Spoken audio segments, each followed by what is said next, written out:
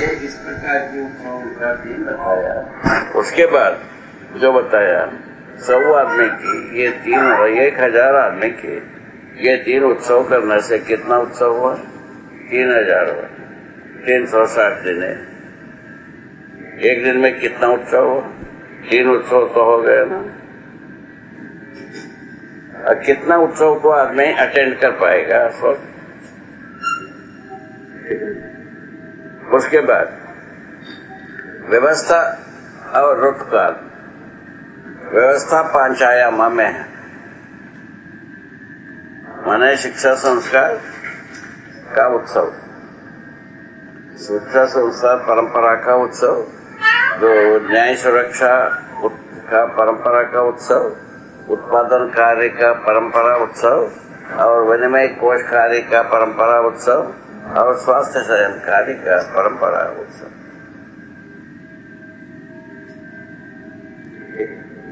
इसको अलग अलग तिथियों में तय किया जा सकता है, ये उत्सव मनाया जा सकता है। उसके बाद आता है ऋतुकालोत्सव। वसंत ऋतु से शिशिर ऋतु तक 6 ऋतु होते हैं। ये 6 ऋतु और 5 11 होता है, और इतना 11 को 1000 into 11 कितना उत्सव करोगे?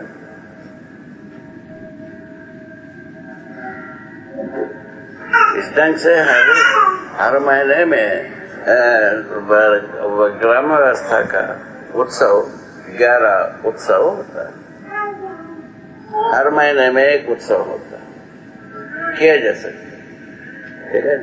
किसी को राष्ट्रीय अंतर्राष्ट्रीय उत्सव में बना जा सकता है, यही बनता है।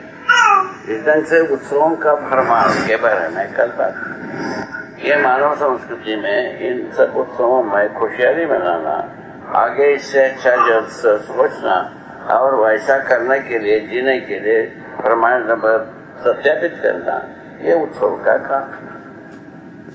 अभी तक जैसा अच्छा सोचे, अच्छा किए, अच्छा जिए, और उसी प्रकार से आगे और अच्छा सोचना, अच्छा करना, अच्छा जीने के लिए सत्यापित करना, ये उत्सव का काम।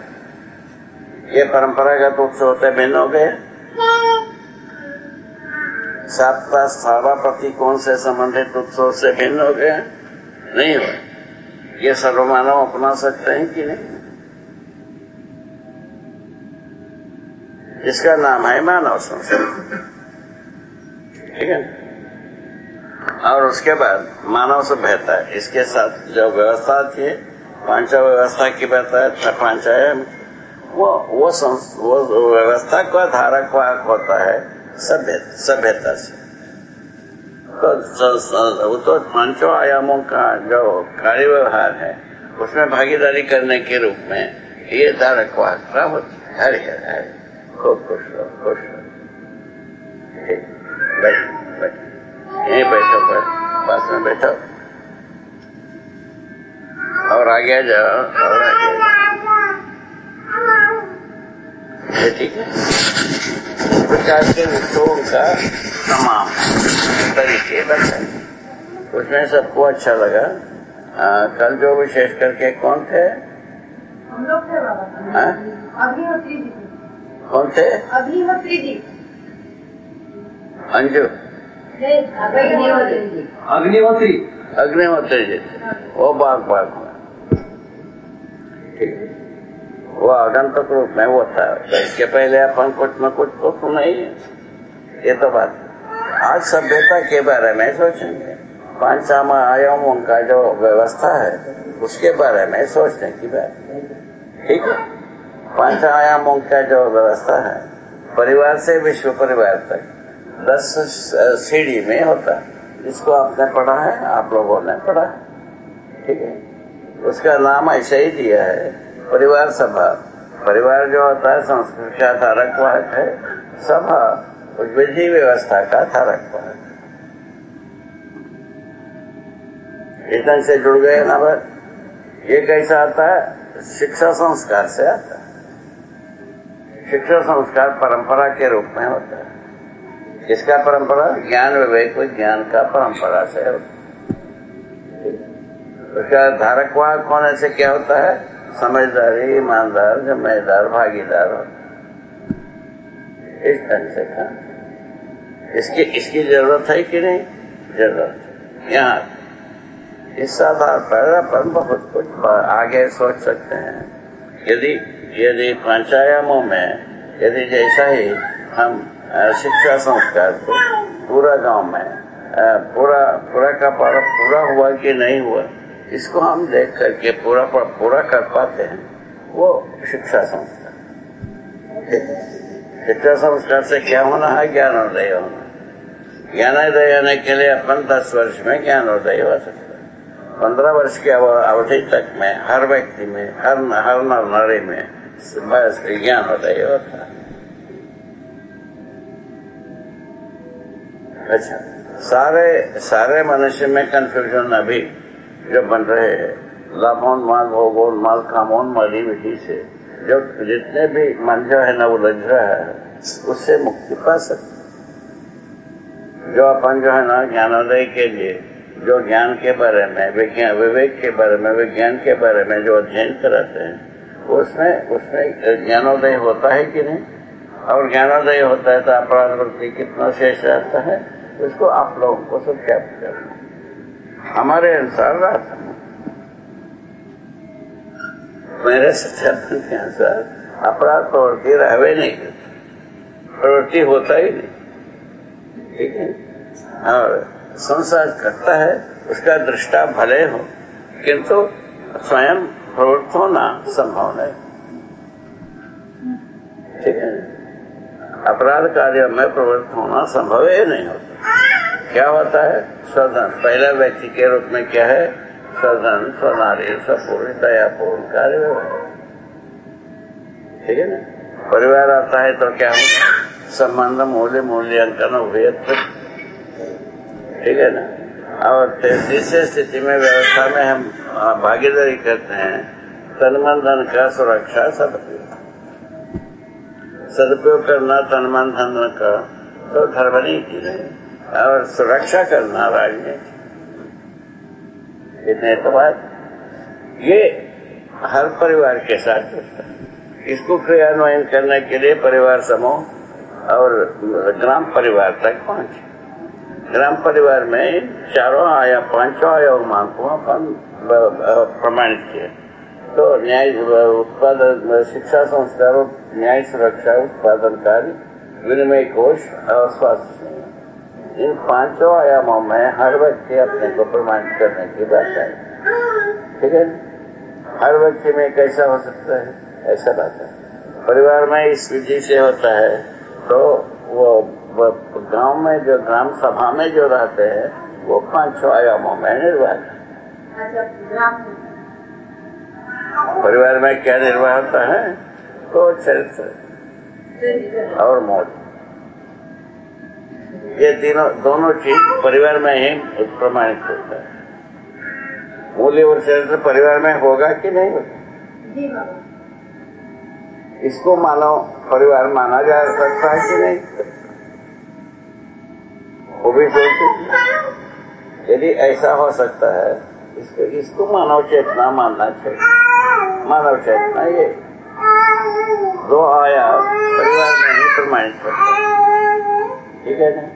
उसके आगे जैसा हम उसके ग्राम सभा में पहुंचते हैं, एक ग्राम व्यवस्था में भागीदारी करते हैं, हर व्यक्ति जो है ना तीनों आयामों में करता है। हर परिवार नैतिकता में, मूल्य में, चरित्र को प्रमाणित करता है। उसके आधार पर सभा क्या करेगा? 5 आयामों को व्यक्त करेगा। न्याय सुरक्षा पहले शिक्षा संस्कार कार्य को अच्छी तरह से समझाएगा, जिससे मानव चेतना, मूल्य शिक्षा सभी बच्चे, बड़े और बूढ़े सबको विदित हो जाए। उसके बाद जो न्याय सुरक्षा को पालन करें, परिवार में न्याय, परिवार समूह सभा में न्याय और ग्राम परिवार में न्याय, इन 3 जगह में न्याय के बारे में सोचेगा। उसको हर व्यक्ति पालन कर रहा है कि नहीं, उसका आकलन करेगा। यदि कोई बिगड़ा है, उसको सुधारेगा। परिवार में पहले सुधरेगा, परिवार समूह में उसके बाद सुधरेगा, उसके बाद जो है ना ग्राम सभा में सुधरेगा। इस ढंग से अपराध मुक्ति हो सकता है उसको बीच। इसके बाद आता है उत्पादन कार्य। उत्पादन कार्य में यह अपन तय किए है समझदारी से समाधान, श्रम से समृद्धि। समृद्धि क्या चीज है? आहार, आवास, अलंकार, ये सामान्य आकांक्षा संबंधी समृद्धि है। इसी को हम समृद्धि का अनुभव करते हैं। और उसके बाद महत्वाकांक्षा संबंधी समृद्धि, तो दूर श्रवण, दूर गमन, दूरदर्शन, ये दूर संचार इसका नाम दिया है। ये तो दोनों चीज अपने को मिल गया। इन दोनों भाव में हम प्रमाणित करना है हमारा कार्य। इसकी जरूरत है कि ये व्यवस्था का भागीदारी। व्यवस्था में भागीदारी का मतलब ये है इन पांचों आयामों में सहमत होना और उसमें उसको प्रमाणित करने में हम सहायक होना अथवा प्रमाणित करना। तो हर परिवार की व्यक्ति व्यवस्था में प्रमाणित होने में के पक्ष में सहमति रहती है समझदार व्यक्ति में, और या नहीं तो सब प्रमाणित करेगा, भागीदारी करेगा। अच्छा, तो सहमति और प्रमाणित करने में क्या अंतर है? एक परिवार में 10 व्यक्ति होते हैं।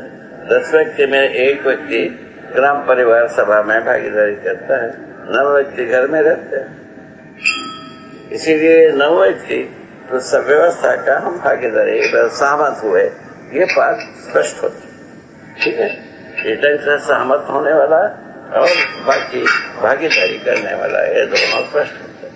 10 व्यक्ति में एक व्यक्ति व्यवस्था में भागीदारी करने वाला हो जाता है। एक परिवार में 10 समझदार व्यक्ति, उसमें से एक व्यक्ति को निर्वाचन करना 10 व्यक्ति के बीच में से, और वो व्यक्ति ग्राम समूह सभा में काम करना, परिवार समूह सभा में काम करना।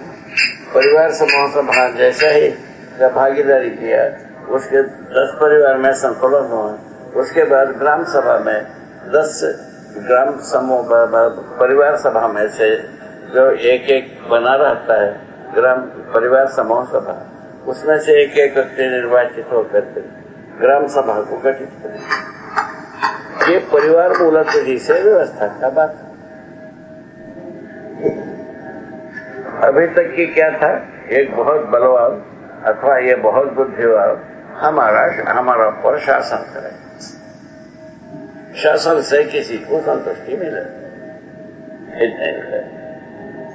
शासन से किसी भी व्यक्ति को संतुष्टि नहीं मिली। इसीलिए विकल्प को अपन सोच रहे, या ऐसे विकल्पात्मक व्यवस्था होना चाहिए नहीं होना चाहिए, आप लोग का क्या सहमति है सोचो।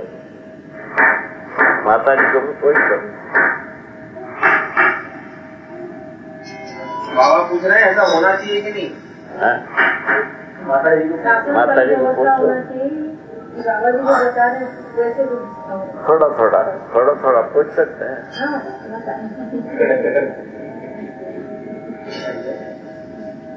ऐसा व्यवस्था होना चाहिए कि नहीं होना चाहिए? ऐसा सहमत होने की मादा ऐसे अवस्था में भी रहता है कि नहीं रहता है? देखो, आप ही देखो, ये बचपन से ही रहता है। व्यवस्था की सहमति बचपन से ही रहती है, क्योंकि हर बच्चे न्याय का याचक जन्म से सही कार्य व्यवहार करने का इच्छुक सत्य वक्ता होता है। परंपरा उनको तो न्याय प्रदायी क्षमता को दे नहीं पाता है और सही कार्य व्यवहार को सिखा नहीं पाता है और सत्य बोध करा नहीं पाता है। फलस्वरूप मनमानी करता है, आदमी मनमानी करता है। मनमानी करने का आधार मिल गया ना, ये परंपरा में अभाव ही मनुष्य को मनमानी करने का आधार बना।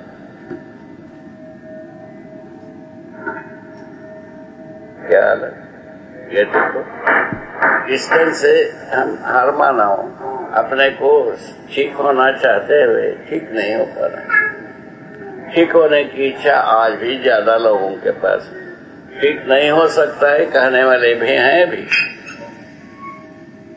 ठीक है ना?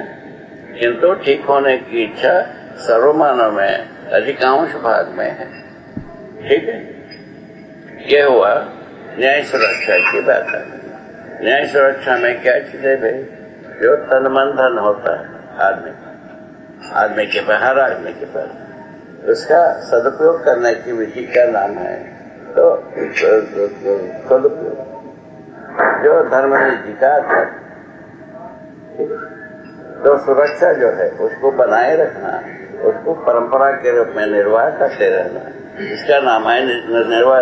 सुरक्षा का मतलब यदि ये होता है तब हम राज्य को अनुभव, न्याय यदि प्रमाणित नहीं होती है, उसका पोषण नहीं होता है, उसका संरक्षण नहीं होता है, तब उस स्थिति में हम राज्य को नहीं करते। राज्य का वैभव न्याय से, शिक्षा संस्कार पूर्वक न्याय से राज्य का वैभव। वो तो उसके बाद आता है उत्पादन कार्य। उत्पादन कार्य में के सामान्य आकांक्षा, महत्वाकांक्षा संबंधी वस्तु का उत्पादन कार्य, उसमें से कोई न कोई एक भाग में, एक कोने की काम अपन हर परिवार कर सकता है। ऐसा आदमी को प्रोत्साहित किया जा सकता है, वैसा जिया जा सकता है।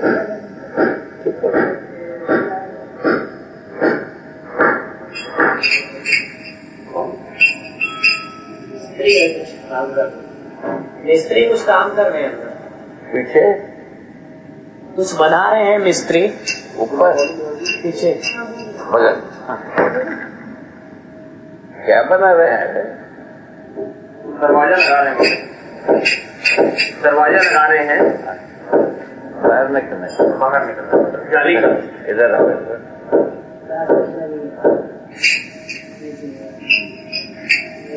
गीता निकाल रहे हैं।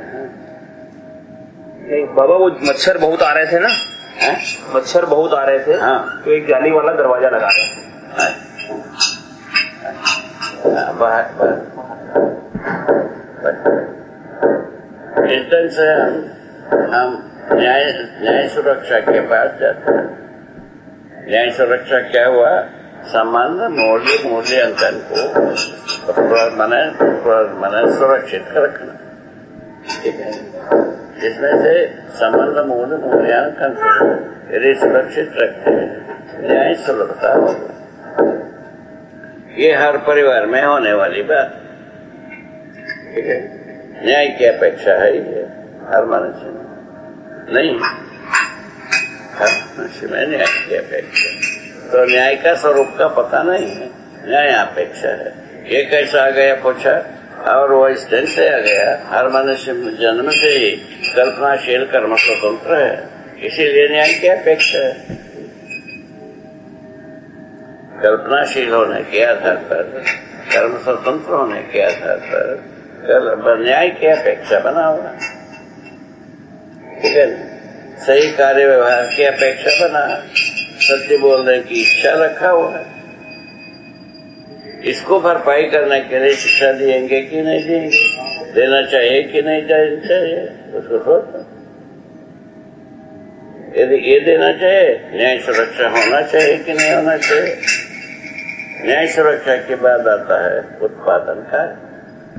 उत्पादन कार्य के लिए क्या है बताया? महत्वाकांक्षा, सामान्य आकांक्षा संबंधी वस्तुओं का उत्पादन करना।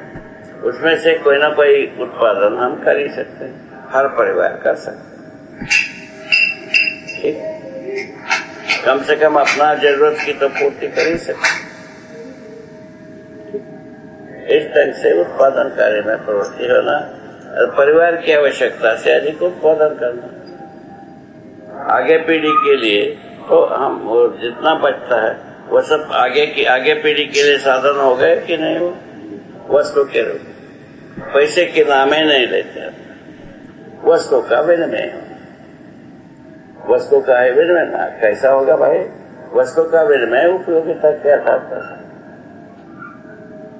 उपयोगिता के आधार पर मूल्यांकन, उपयोगिता के आधार पर विनिमय, उपयोगिता के आधार पर श्रम का मूल्यांकन, तीनों बात आती। इस ढंग से यदि जीने का स्वीकृति होती है, चोरी चमारी संग्रह से मुक्ति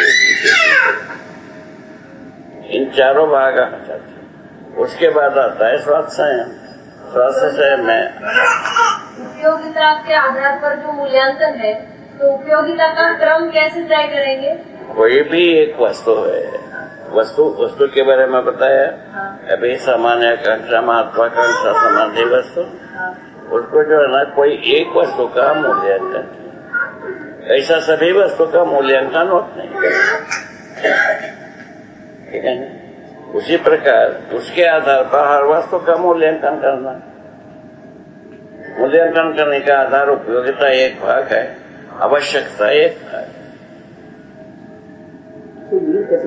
आवश्यकता उपयोगिता के आधार पर हम मूल्यांकन करना बनता। बाबा उसका यूनिट कैसे बनेगा? यूनिट कैसे बनेगा?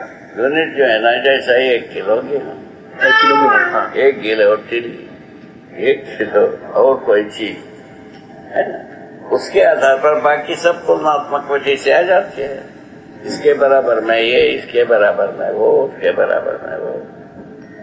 अच्छा, कोई वस्तु ही उसका कोई वस्तु ही उसका वस्तु ही आधार है, पैसा आधार नहीं है, प्रतीक इसका आधार नहीं है। वस्तु से तृप्त होता है कि पैसे से तृप्त होता है? नहीं, पहले उसका जांचा, उसमें क्या निकला? वस्तु से तृप्ति होता है।